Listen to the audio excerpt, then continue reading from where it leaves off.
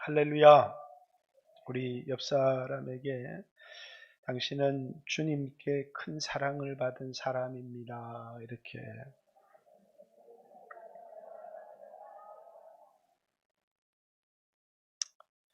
요즘 이제 이 성결정권이라고 하는 문제가 사회의 중요한 문제로 대두되고 있습니다. 옛날엔 남자로 태어났으면 그냥 남자로 살고, 여자로 태어났으면 여자로 살고, 또 이제 한국에 태어났으면 한국인으로 살고, 백인으로 태어났으면 백인으로 살고, 양반으로 태어났으면 양반으로 살고, 이렇게 했는데, 이제는 내가 여자로 태어났지만, 내가 여자로 살고 남자로 살 권리가 내게 있다. 그래서 나는 내 성을 바꾸어 달라. 자연적으로 태어난 성은 여성이지만, 난 남성으로 살고 싶다. 난 남자가 되고 싶다. 이렇게 해서 자신의 성을 이제 바꾸기를, 그래서 이제 남성, 여성 이렇게 양성만 있으면 되는데, 성이 이제 양성만 있는 게 아니라 나는 또 뭐 중성으로 살고 싶다. 나는 이런 성으로 살고 싶다 해서 이제 성도 여러 개를 이제 만들어 버렸기 때문에, 그래서 이 사회가 화장실을 여자 화장실, 남자 화장실, 또 이제 남자가 여자 화장실에 들어가는 걸 인정해야 되는지, 들어가서 왜 들어왔습니까? 이러면 난 여잔데요. 이러면 그걸 여자로 인정해야 되는지, 남자로 인정해야 되는지, 올림픽에 나갔는데 여자 경기에 남자가 나와서 뛰어서 남자가 왜 여자 경기에 나와서 뛰느냐 그러니까 난 여자입니다. 이렇게 얘기를 하면 이걸 여자로 인정해야 되는 건지 이게 남자로 인정해야 되는 건지, 그렇죠. 이제 성결정권 문제가 내 성을 내가 결정하느냐 아니면 이제 태어날 때 결정이 되어서 누가 내 성을 결정했느냐.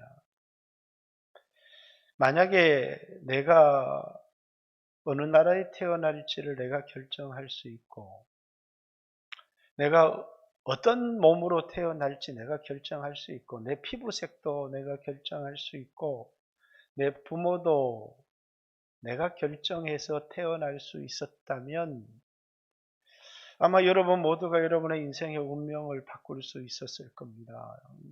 부잣집에 태어나기를 원하고, 잘 사는 나라에 태어나기를 원하고, 건강한 몸을 가지고 태어나기를 원하고, 아주 탁월한 은사를 가지고 태어나기를 원하고, 여러분이 그 모든 것을 여러분 스스로 결정할 수 있었으면 너무 좋았겠지만, 오늘 여러분들이 이렇게 살아가는 것은 여러분의 결정에 의해서 대한민국 국민으로 태어난 것도 아니고, 여러분의 결정에 의해서 남성이나 여성으로 태어난 것도 아니고, 여러분의 결정에 의해서 여러분의 부모가 결정된 것은 하나도 없습니다. 그래서 여러분의 운명을 결정한 대부분은 여러분의 결정이 아닌, 어떤 사람은 우연이다 이렇게 얘기를 하고, 어떤 사람들은 신을 믿는 사람은 신에 의해서 결정된 거다,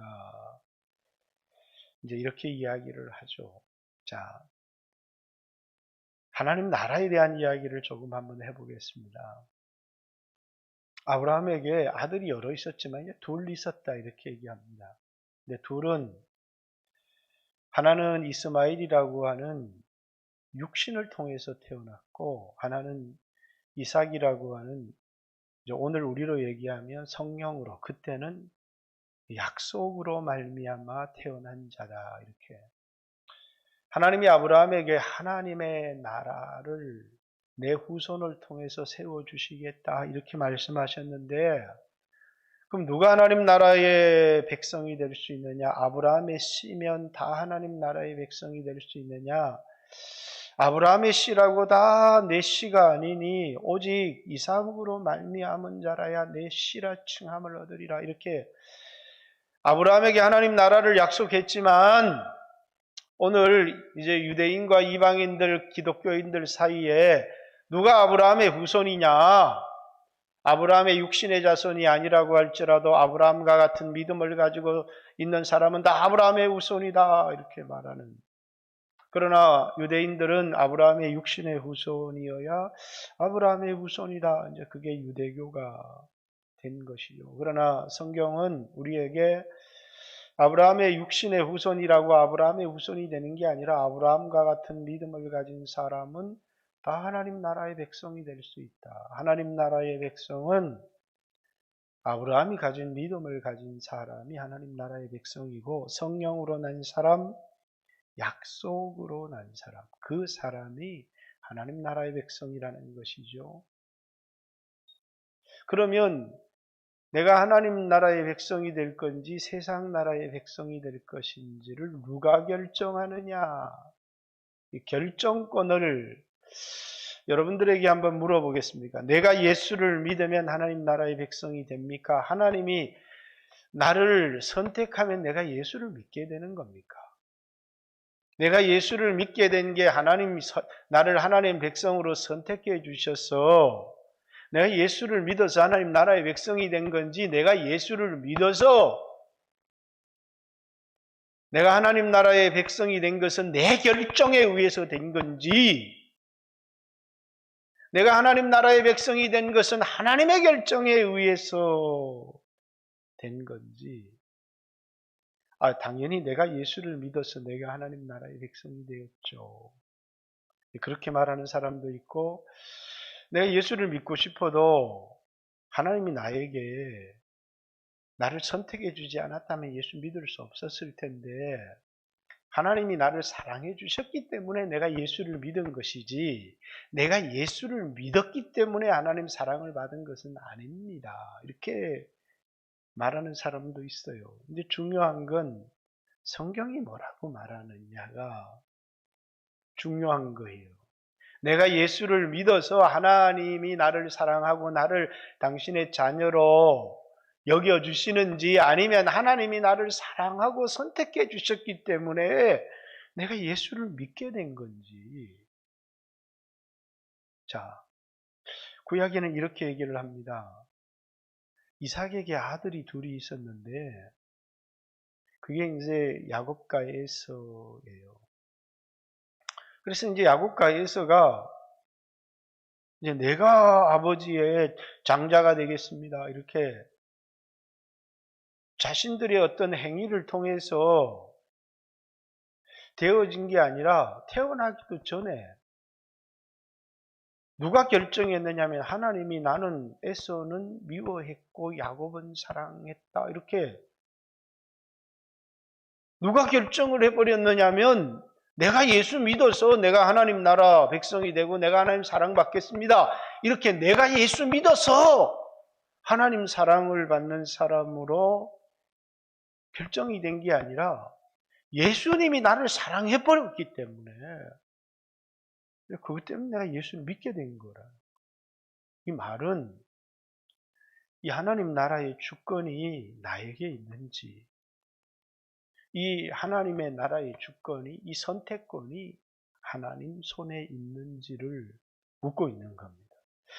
누가 하나님 나라의 백성이 될 수 있느냐? 아브라함의 자손이면 다 하나님 나라의 백성이냐? 아니다. 성령으로 약속으로 난 자라야 하나님 나라의 백성이다. 이 하나님 나라의 백성이 되는 결정권이 나에게 있느냐? 하나님께 있느냐? 나에게 있는 게 아니고 하나님께 있다. 하나님께서 선택해 주셨기 때문에 내가 예수를 믿은 거지, 내가 예수를 믿었기 때문에 하나님 사랑을 받은 것은 아니다. 이렇게 신학이 이렇게 갈리어져요. 그러나 오늘 이제 성경이 얘기를 하려고 하는, 자, 요한복음을, 이 요한 일서를 쓴 이 저자가 똑같이 요한복음을 썼어요. 요한복음을 쓴 이유가 뭐냐면 예수가 그리스도시고 하나님의 아들이시라는 사실을 믿고 영생을 얻게 하려고 썼다는 거예요. 사람들에게 예수가 하나님의 아들이고 그리스도이심을 이제 요한복음 20장 31절이에요. 믿어서 너희로 영원한 생명을 얻게 하기 위해서 요한복음을 기록했다. 스펄전이라는 사람이, 이 사람은 하나님이 선택한 사람, 이 사람이 선택하지 않은 사람을 하나님이 뒷꼭지에다가 적어 주었으면 그냥 쓸데없이 모든 사람들에게 복음 전하지 않아도 되고, 선택된 사람에게만 복음 전하면 그 사람이 예수 믿을 텐데, 자기가 모든 사람에게 복음을 전하는 이유는 하나님이 누구를 선택했는지 누구를 선택하지 않았는지 자기는 모르기 때문에, 난 모든 사람에게 복음을 전하고 단지 하나님이 사랑하고 선택한 사람은 이 복음을 믿고 받아들일 거라는 거예요. 자, 요한복음을 쓴 목적은 뭐라고요? 누가 하나님의 선택을 받았는지는 몰라요. 그러나 모든 사람들에게 복음을 전하는 거예요. 이유가 뭐냐? 예수님이 하나님의 아들이시고 그리스도시라는 사실을 그들이 알고 믿어서 영원한 생명을 얻게 하기 위해서 요한복음을 기록했는데, 근데 요한일서는 기록 목적이 달라요. 예수 믿는 사람들에게 기록한 거예요. 예수 믿는 사람들에게 예수 믿어서 구원을 얻으라고 기록한 게 아니고, 예수 믿는 사람들에게, 그래서 예수를 하나님의 아들이라고 믿는, 그래서 뒤에 한 장 넘겨서 요한일서 5장 13절, 내가 하나님 아들의 이름을 믿는 너희에게 이것을 쓰는 것은, 그래서 이것은 믿는 사람들에게 쓴 거예요. 이것을 쓴 이유가 뭐냐면 너희로 하여금 너희에게 영원한 생명이 있음을 알게 하려고. 자, 믿지 않는 사람들, 누가 예수 믿을지 모르는 사람들에게 요한복음을 썼어요. 왜? 예수 믿고 영원한 생명을 얻으라고. 그런데 이미 예수 믿은 사람들에게 또 편지를 썼어요. 왜 썼느냐면 이미 너희가 하나님의 사랑을 받고 있고 구원을 받은 사람이고 하나님이 너희와 함께하는 사람이고 너희가 영원한 생명이 너희에게 있다는 사실을 주지시키기 위해서 이 요한일서를 썼다는 거예요. 자, 내가 구원을 얻었는데 구원받기 위해서 몸부림쳐요. 하나님이 나를 사랑받고 있는데 어떻게 해야 내가 하나님 사랑을 받을까 몸부림치는 거예요. 근데 하나님이 내가 이미 널 사랑하고 있어. 신앙이라고 하는 건 뭐냐면 하나님의 사랑을 받기 위해 몸부림친다고 사랑을 받는 것도 아니고, 하나님 사랑 받지 않기 위해서 막 도망을 친다고 해서 버림을 받는 것도 아니고, 우리를 사랑하고 우리를 버리고 하는 결정권이 우리의 노력에 달린 것이 아니라 로마서 9장에 의하면 이렇게 다름질을 하는 자로 말미암은 것도 아니고, 내가 막 하나님 사랑을 받으려고 몸부림치고 한다고 되는 것도 아니고, 오직 누구에 의해서요? 선택하시는 하나님으로 말미암아 되어지는 것이라는 거예요. 그럼 사람들이 그럼 우리는 뭐지? 이렇게 생각할지 모르지만 제가 여러분에게 이제 이 요한일서 4장은 요한일서 4장 1절 앞부분에 영들을 분별을 하라부터 시작해서 4장 7절부터 형제를 사랑하라는 얘기의 마지막 결론 부분인데, 이 결론 부분도 요한이 여러분에게 알고 싶어 하는 게 뭐냐면 하나님 사랑을 받으려고 몸부림치라는 얘기가 아니고 하나님 너를 사랑하고 있다는 사실을 알아라는 얘기를, 그걸 주지시키고 싶은 거예요. 너희에게 영생이 있고 하나님이 너희와 함께 하시고 하나님이 너희 기도를 듣고 계시고 뿐만 아니라 하나님이 너희를 사랑하고 계시다는 사실을, 하나님 사랑을 받기 위해서 기도도 많이 하셔야 됩니다, 이렇게 말하는 게 아니라 하나님이 이미 여러분을 사랑하고 계시다는 걸, 그것이 여러분 노력으로 된 것도 아니고 막 다름질하고 힘쓰고 애써서 된 것도 아니고 결정하시는 하나님에 의해서 되어진 것이다. 여러분 그게 동의가 되어지는지는 모르겠어요. 고린도전서 2장 12절이죠. 우리에게 참 중요한 것은 사랑을 받기 위해서 몸부림치는 게 아니라 하나님이 우리에게 세상의 영을 받지 아니하고 하나님께로부터 온 영을 받게 하신 이유가 뭐냐면 우리에게 은혜로 주신 것을 깨닫게 하기 위함이다. 이렇게 얘기를 합니다. 성령을 받은 사람은 내가 하나님의 사랑을 받으려고 전혀 몸부림치지 않았는데 유대인들은 로마서 9장부터 11장까지 막 하나님 사랑을 받으려고 몸부림쳤는데 버림받은 사람이 나오고 하나님을 찾지 않았는데 선택을 받은 사람이 나오고 이건 왜 그러느냐? 결정권이 우리에게 있는 것이 아니고 주권이 우리에게 있는 것이 아니고 하나님께 주권이 있기 때문에 그럼 왜 하나님 우리는 이렇게 쓸모없는 인간으로 만들었습니까? 라고 힐문하는 사람들에게 아니 이 도자기가 자기를 만든 이에게 우리를 왜 이렇게 만들었습니까? 라고 말할 수 있겠느냐 이렇게 바울은 말하고 있습니다. 그분이 창조주이신 그분이 여러분과 저를 사랑하셨기 때문에 여러분들이 예수를 믿게 되었다. 자, 이 얘기를 내가 예수님 안에 예수님이 내 안에 있는 것은 뭐 때문이라는 거예요?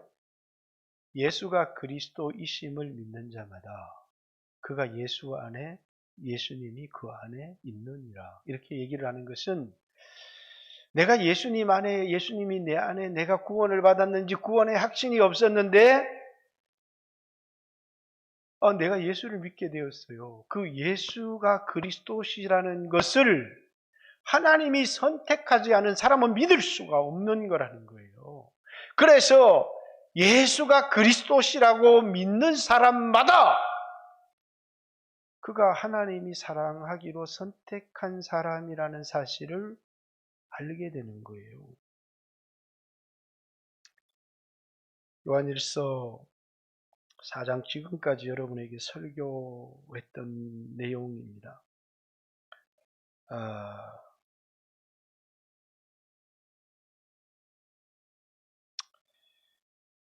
우리 12절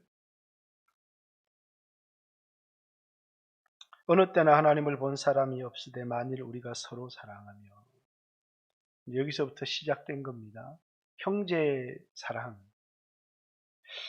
사랑을 보면 하나님이 우리 안에 우리가 하나님 안에 거하신다는 사실을 우리가 알게 된다는 거예요. 왜? 우리 안에 사랑이 없어요. 그런데 우리가 갑자기 사랑하는 삶을 살기 시작하는 거예요. 그게 내가 누구를 사랑했기 때문이 아니라 하나님의 사랑을 받은 사람이라야 형제를 사랑할 수 있다는 거예요.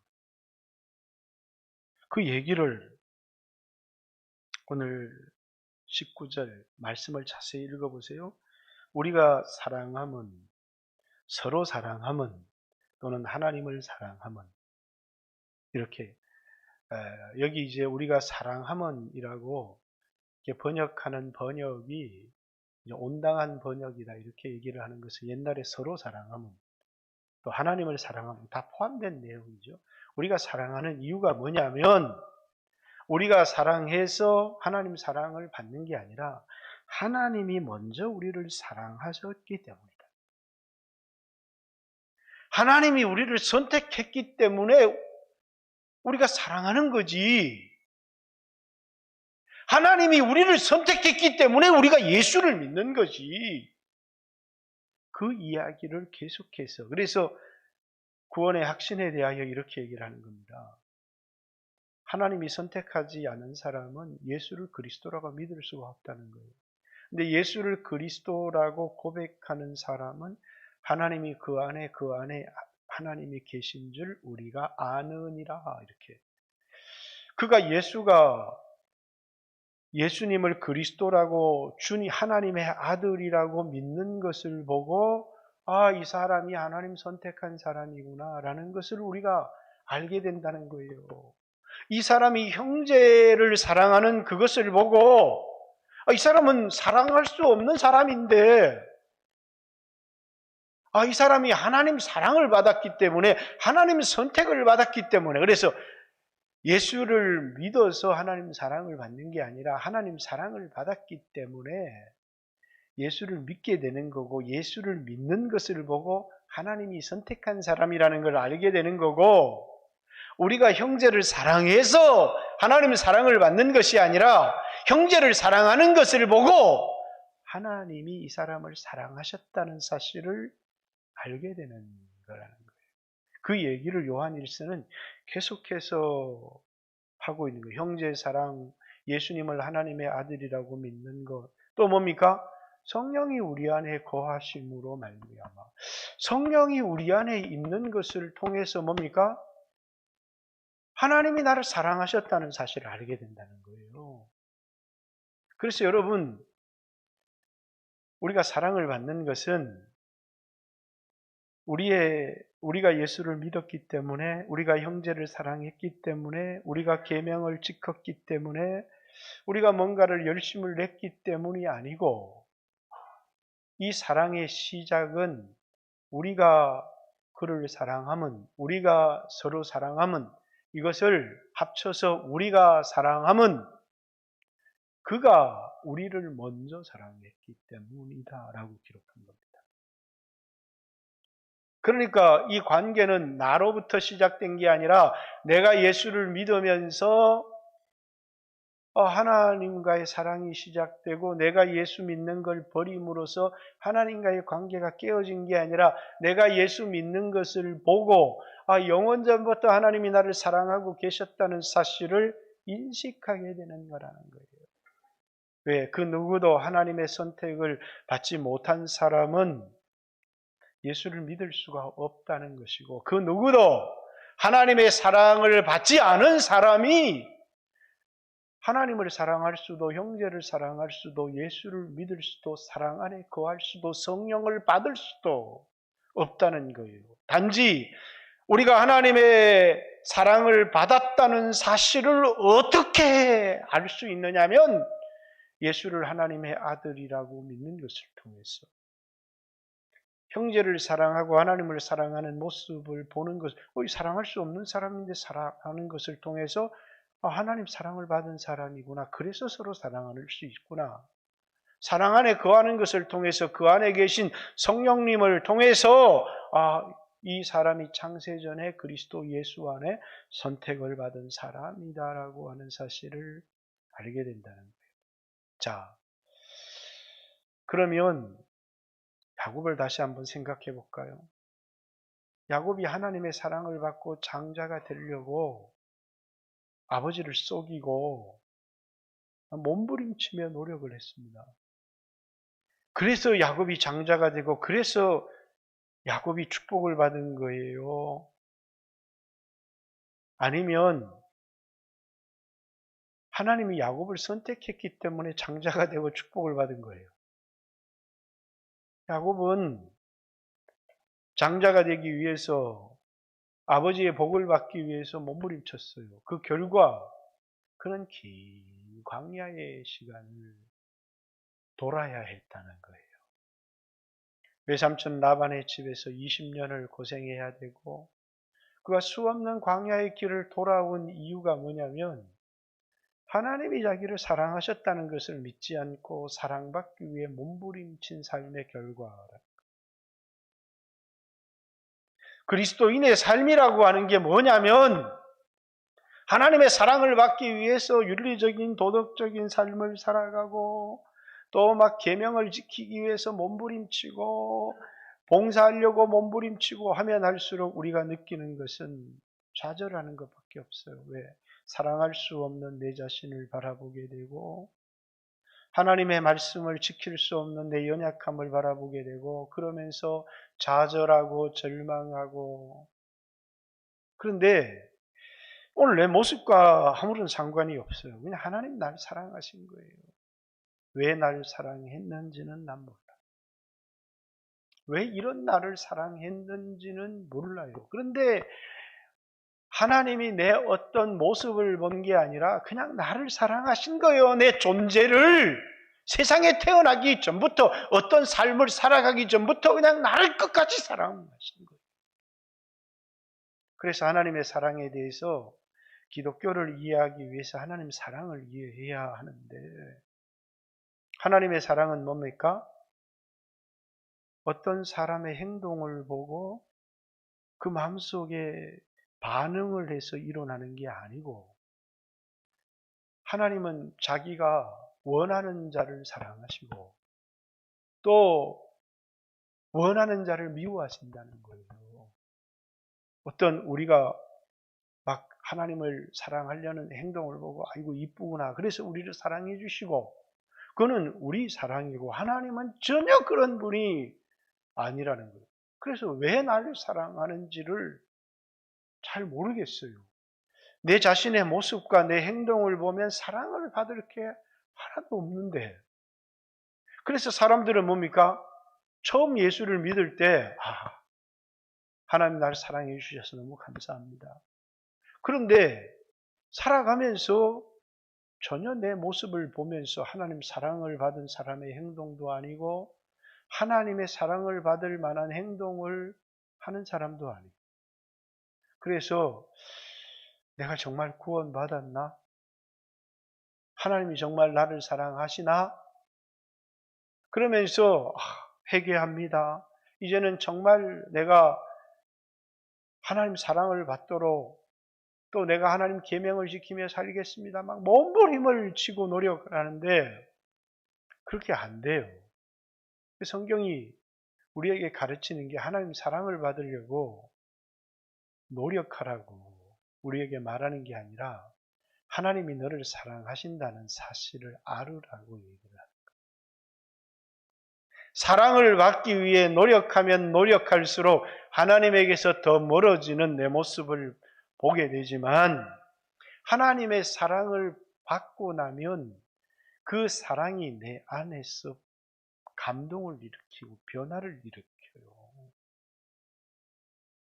우리가 사랑하는 것은 사랑을 받기 위해 몸부림쳐서 사랑할 때는 사랑이 안 되는데 하나님의 사랑을 받고 나니까 왜 이런 나를 사랑했는지는 내가 잘 모르겠는데 하나님의 사랑을 받고 나니까 그 사랑이 내 안에서 변화를 일으키는 거예요.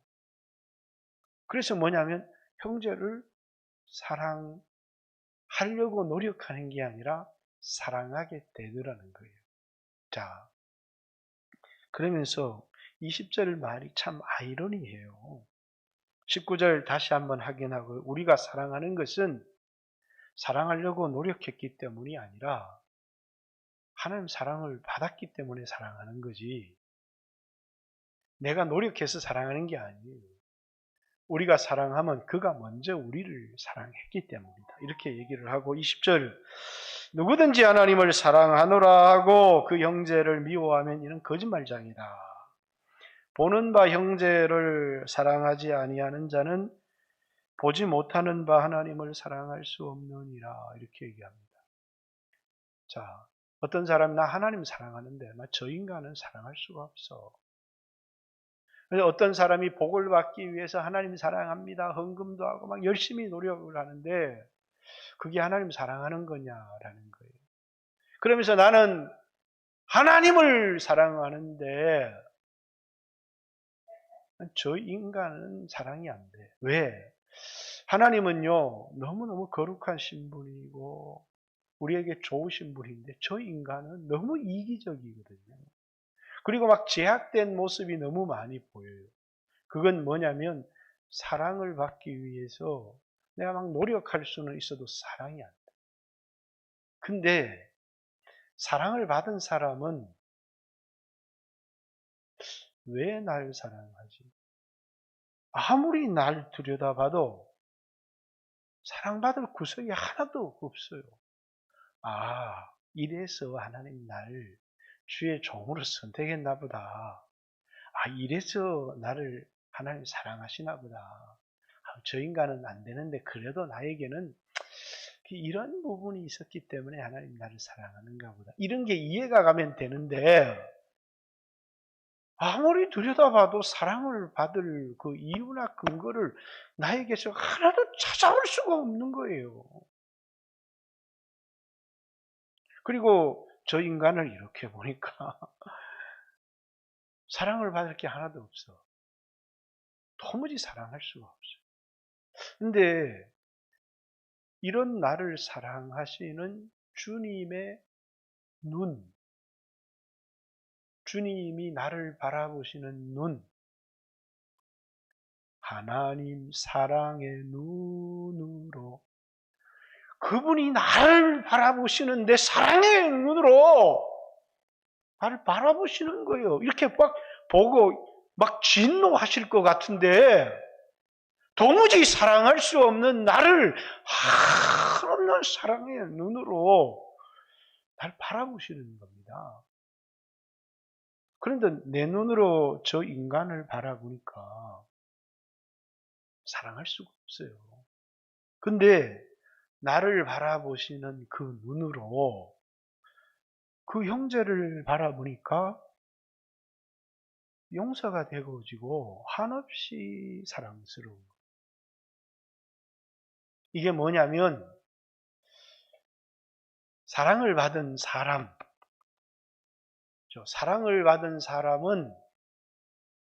자기를 바라보는 주님의 눈길을 언제나 느껴요.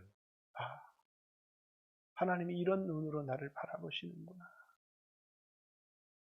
도무지 사랑을 받을 수 없는 나를 하나님이 그 끝없는 사랑의 눈으로 나를 바라보시는 그 눈길을 바라보면서 왜 하나님은 나를 이런 눈으로 쳐다보실까? 내가 나를 아무리 바라봐도 사랑할 구석이 하나도 없고 나도 나에게 너무너무 실망스러운데 하나님은 나를 그렇게 바라보시지 않는 거예요. 하나님이 베드로를 이렇게 바라보시면서 그 너무 형편없고 예수님을 3번이나 모른다고 부인할 그 베드로를 예수님이 이렇게 바라보면서 장차 너를 개발하리라 이렇게 그를 흔들리지 않는 신앙의 사람으로 예수님이 이렇게 개발을 바라보시는 거예요.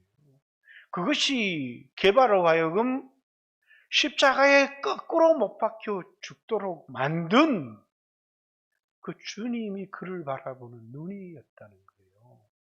근데 개발은 어떤 사람이었어요? 예수님을 3번이나 부인하고 예수님 앞에서만 목숨 걸고 사랑하겠습니다. 그런데 이렇게 베드로 모습은 전혀 그렇지 않았어요. 근데 베드로가 예수님 앞에 예수님 여기 있는 다른 사람 다 부인해도 저는 예수님 위해서 목숨을 바치겠습니다. 그 순간 예수님과 눈이 딱 마주친 거예요. 근데 예수님이 눈을 부릅뜨고 막 꼬라봤으면 그 베드로는 주님께 돌아오지를 못하죠. 그 주님을 베드로를 바라보는 그 주님의 눈길 그죠? 얼마나 자기를 바라봐도 실망스럽겠어요. 근데 베드로가 나가서 막 통곡하는 겁니다.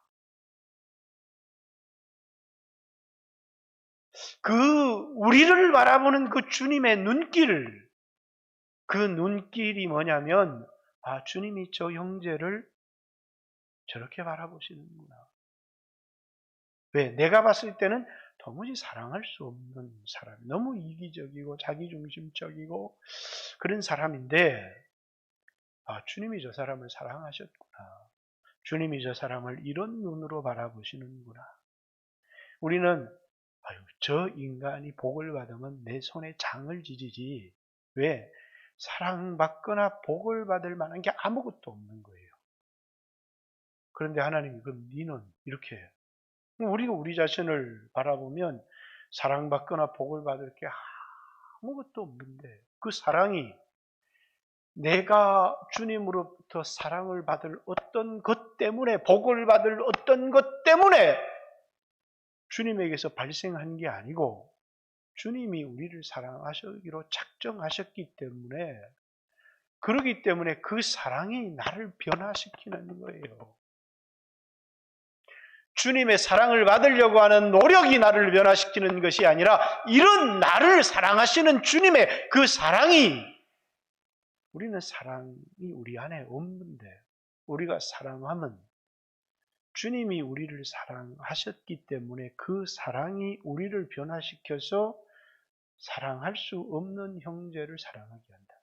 자, 여기서 우리가 사랑하면 그가 먼저 우리를 사랑했기 때문이라는 것은 사랑할 만한 사람을 사랑한다는 얘기가 아니에요.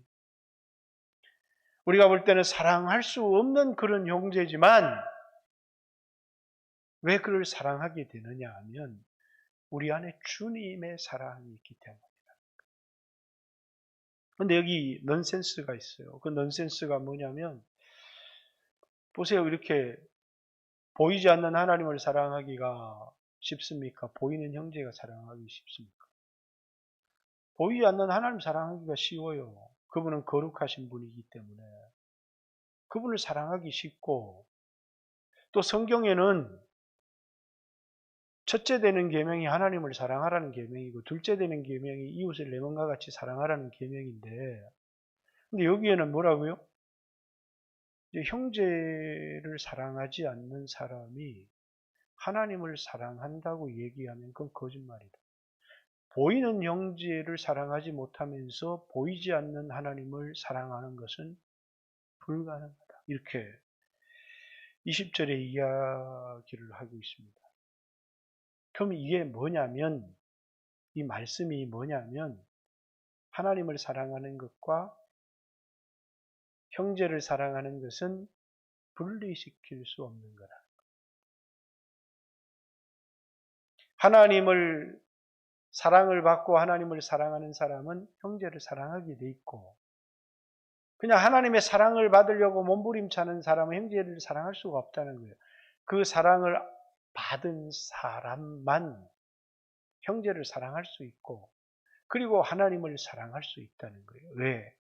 그 사랑이 우리 안에 감동을 불러일으킵니다. 그 사랑이 우리를 변화시키기 때문이지. 그래서 하나님이 먼저 우리를 사랑하셨다, 이렇게 얘기합니다. 21절의 계명은 10계명을 요약해 놓은 겁니다. 우리가 이 계명을 주께 받았으니 하나님을 사랑하는 자는 또한 형제를 사랑할지니라. 이게 10계명이에요. 10계명은 뭐냐면 1계명부터 4계명까지는 하나님을 사랑하라는 거고, 5계명부터 10계명까지는 이웃을 내 몸과 같이 사랑하라는, 형제를 사랑하라는 계명인데, 우리가 주께로부터 받은 계명이 뭐냐면 하나님을 사랑하는 자는 그냥 1계명부터 4계명까지 지키는 자는 하나님을 사랑하는 자고, 그러면서도 이웃을, 형제를 사랑하지 않을 수 있다라는 얘기가 아니라 1계명부터 4계명까지, 5계명부터 10계명까지는 결합된 하나의 계명이라는 것입니다. 얼마나 많은 사람들이 난 하나님을 사랑하는데 저 형제는 사랑할 수 없어 라는 사람들이 참 많이 있다는 거예요. 그 사람에게 오늘 본문은 거짓말장이다라고 얘기해요. 하나님을 사랑을 하는 게 아니라 하나님 앞에 복을 받기 위해서 자기가 몸부림칠 수는 있어도, 그래서 수없는 사람이 복을 받기 위해, 사랑을 받기 위해 몸부림친다고 하나님 사랑을 받는 것은 아니라는 거예요. 하나님은 다른 박질하는 사람, 원하는 사람에게 주신 것이 아니라 하나님이 선택한 사람에게 그 사랑을 주시고, 그 사랑을 받은 사람만이 형제를 사랑할 수 있고 하나님을 사랑할 수 있다, 이렇게 얘기를 한 거예요. 다시, 이건 우리에게 너무 중요한 겁니다. 요한 1서를 쓴 이유. 우리로 하여금 형제를 사랑하라! 그 계명을 주기 위해 쓴 게 아니에요. 여기 어디에도 형제를 사랑하라 라고 말하고 있지 않아요. 단지 뭐라고요? 이 요한 일서를 쓴 이유가 사랑을 받을 자격이 전혀 없는 너희를 하나님이 사랑하셨고 지금도 사랑하고 있고 너희에게 영원한 생명이 있다는 것을 알게 하기 위해서. 사랑을 받기 위해 몸부림치는 사람과 사랑받고 있다고 느끼는 사람의 삶은 전혀 다른 겁니다. 받기 위하여 살아가는 사람과 사랑받고 있는 사람의 삶은 전혀 다른 겁니다. 여러분 안에 이 사랑이 여러분 안에 있으면 두려움은 왜 찾아오느냐? 내가 율법을 다 지켰으면 하나님 날 사랑하는 자신감이 있으면 무슨 일을 해도 두려움이 없을 텐데 근데 내가 살아가는 삶 자체가 전혀 하나님의 계명을 지키는 것 같지 않으니까 두렵다 이거예요. 근데 이 하나님의 사랑이 내 안에 있다는 사실을 알게 되면 그 사랑이 두려움을 내어 쫓나니 두려움에는 형벌이 있습니다. 이렇게 얘기를 합니다. 이 요한일서를 쓴 요한은 이 편지를 받는 수 없는 사람들이 주님의 사랑을 받고 있으면서도 그들이 주님이 자신들을 사랑하고 있다는 사실을 망각한 사람들. 왜? 오늘 자기를 사랑하시는 주님을 바라보고 살아가는 게 아니라 사랑을 받을 수 없는 자신의 행위와 모습을 바라보며 살아가는 그들에게 예수님이 하나님의 아들이라고 믿는 너희에게 이 편지를 쓴 이유가 너희에게 영원한 생명이 있다는 것, 여전히 하나님이 너희를 사랑하고 있다는 사실을 알게 하려고 이 편지 쓰고 있는 거다. 그 얘기를 하고 있습니다. 제가 오늘 여러분에게 드리고 싶은 건 그것이에요. 여러분들이 예수를 믿고 있습니다. 근데 이 말씀을 통해서 여러분에게 하고 싶은 이야기가 뭐냐면 하나님이 여러분을 사랑하고 있다는 사실을 여러분에게 주지시키고 싶어서 사랑받기 위하여 살아가는 사랑이 아니라 사랑을 받은 사람으로 살아가는 그 사랑을 받은 만큼 깨달은 만큼 우리 삶이 바뀌고 사랑하게 되어 있는 것이지 사랑하려고 몸부림치고 노력하는 만큼 우리 인생이 바뀌는 것이 아니다라는 겁니다. 주님은 우리를 바꾸시기 위해서 원수인 우리, 연약할 때 사랑받을 자격이 없을 우리를 죄인 되었을 때 죄를 짓고 살아가는 형편없는 우리를 그가 먼저 우리를 사랑하심을 통해서 그 사랑을 우리에게 보여주셨고 그 사랑이 우리를 변화시키는 것이지 우리의 노력이 우리를 변화시키는 것이 아니다. 그래서 형제 사랑에 대하여 얘기를 쭉 하지만 한 번도 형제를 사랑하라, 형제를 사랑하지 않으면 주님이 너희를 사랑하지 않을 거다. 이런 얘기는 없어요. 주님의 사랑을 받은 사람은 형제를 사랑하게 되는 게 당연하다. 이렇게 얘기를 하는 겁니다. 5장 1절 같은 말씀이죠. 자, 예수께서 그리스도이심을 믿는 자, 예수가 그리스도이심을 믿는 자라는 이 말씀에 하나님의 사랑을 받은 사람이 하나님께로부터 난 자니 거듭났다는 거예요. 또한 나으시니 하나님을 사랑하는 자마다 그에게서 난 자, 다른 형제들을 사랑하게 되느니라. 나와 및 복음을 위해서 형제나 자매나 집이나 전토를 벌인 자마다. 형제, 자매. 이제 어제 어떤 분이 와서 우리 청년들한테 성경에 나오는 형제 이야기를 하니까 자기 다 육신의 형제로 알고 있다고. 여기 형제, 자매, 집, 전토를 벌인 자다는 것은 육신의 형제. 복음 때문에, 예수님 때문에 이제 형제, 자매, 부모까지도 버렸어요. 육신의. 근데 그 사람에게는 이 땅에서는 이제 마가복음에는 100배, 마태복음에는 여러 배를 더하여 받고 이제 고난을 겸하여 받되 죽어서 영생 얻지 못할 자가 하나도 없다. 여러 배를 받는다. 예를 들어서 전토를 여러 배를 받는다. 아멘. 뭐 내가 땅 10맞이기 했으면 1000맞이기 준다. 그럼 그 100배 받은 거잖아요. 근데 어떻게 형제를 여러 배를 받아요? 어떻게 부모를 여러 배를 받습니까? 어떻게 자매를 여러 배를 받아요?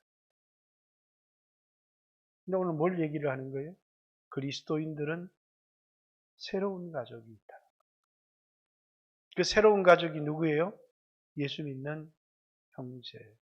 우리에게는 육신의 형제도 중요하고 믿도록 구원을 해야 되지만 예수님이 복음 때문에 육신의 형제를 버린 사람들에게 영적인 가족을 주시겠다는 거예요.